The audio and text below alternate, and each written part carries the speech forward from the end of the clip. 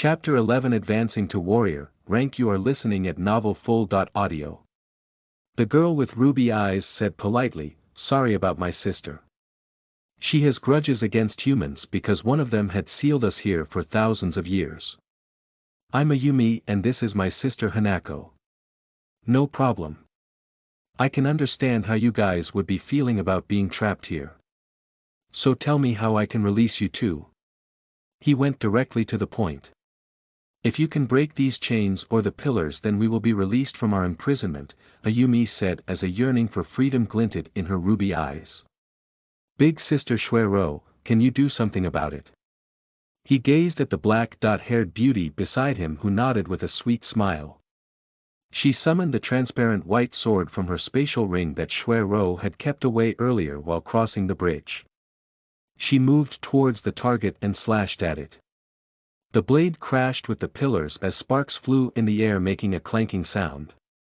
Shuero frowned her brows. She hadn't used her full strength in the first swing, thinking this wouldn't require much strength to crumble. However, it didn't even make a scratch. She took a deep breath and utilized her full strength for the next attack as she went at the pillars again. Clank, clank, clank, clank. Shuero hacked it multiple times in the span of 2 minutes, but not a single scratch could be seen on the pillar's surface. Seeing her futile effort, Meng Long asked her to come back as he had an easier option in mind. "As I said, it's useless. You shouldn't waste your time talking to them." Hanako mocked them, seeing their failed attempts. Meng Long knew that system had given him this quest, so it may tell him a method that could help, so he decided to ask. "How can I release them?" he asked in his thoughts. "The pillars are made from the accumulation of purine energy. You can effortlessly absorb it using the supreme young body. But keep in mind to make a spirit contract with the twins." "Don't worry, I have already made my plans.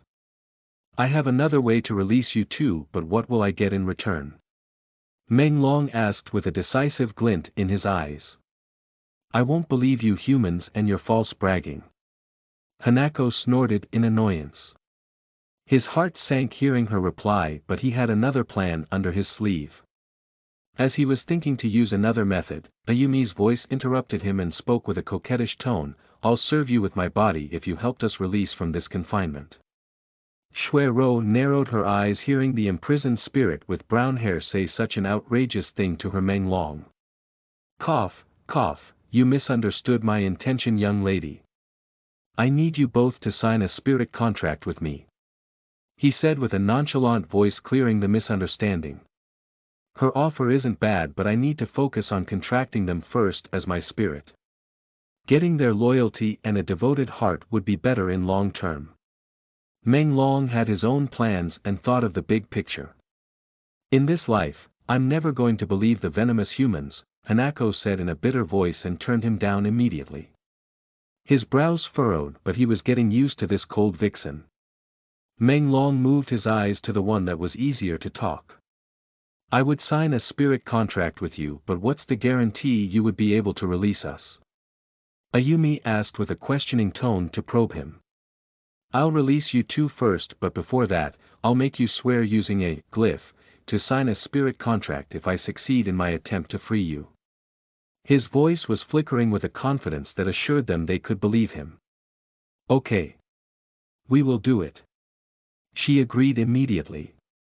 "Big sister Shuero, do you have pen and paper?" he asked the young maiden standing nearby. She nodded and gave him a pen and paper as she brought it out from her spatial ring. He drew complicated patterns on the two papers from before and handed them to give the girls. Shuero walked towards the twin vixen spirit and gave them. "Drop blood on it and swear on your life that you would make a spirit contract with Meng Long if he succeeded to release you from the pillars," he instructed them in a calm voice. Ayumi didn't wait further and bit herself on the finger to drop blood on the paper. A few droplets of blood fell on the glyph, which moved like ants to cover the paper. "I swear on my life to make a spirit contract with Meng Long if he succeeds in releasing us from the pillars," she promised with a sincere heart. Her voice triggered a reaction in the paper,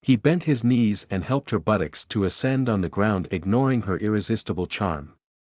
"Spread your wrist, we will start the spirit contract," Ayumi said politely. He hovered his wrist in front of them and smiled brightly. Ayumi bit her finger again and a droplet of blood fell on his wrist while chanting some spell. Then she looked at her sister and indicated to her with her eyes to do the same. Hanako looked to be unpleased, but she followed her sister's steps and did the same. A golden light enveloped the twin sisters and then they transformed into a light that floated towards his body before disappearing. Two tiny vixen tattoos appeared on his wrist which weren't visible to others, and two seductive figures appeared in a small dark space in his mind. A few notifications sounded one after another. Gotcha pull. He furrowed his brows seeing the strange reward, but still, his face brightened seeing all the notifications flashing in front of him. He turned to look toward Shuero, who was gazing at him with astonished eyes. Her little brother had given so many surprises in a single day. It was hard for her to cope with it. "You will be transported to the outside world in 1 minute.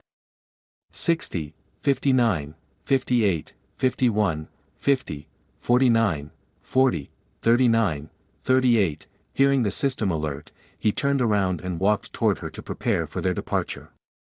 She saw Meng Long staring at her with a calm face while not saying anything. After a moment passed, he held her hand and a space rift sucked them inside before throwing them out of the hidden instance.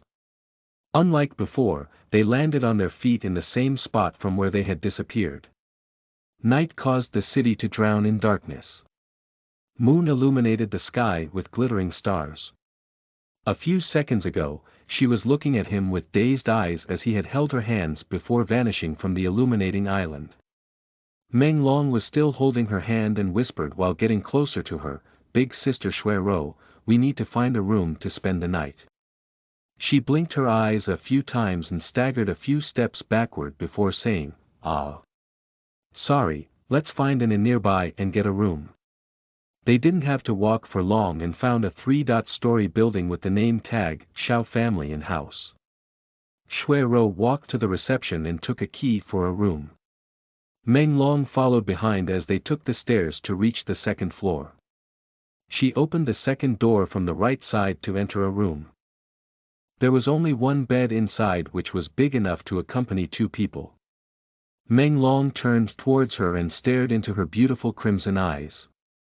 Shuero was quite weak to his charm and handsome look because of the special spot he had in her heart.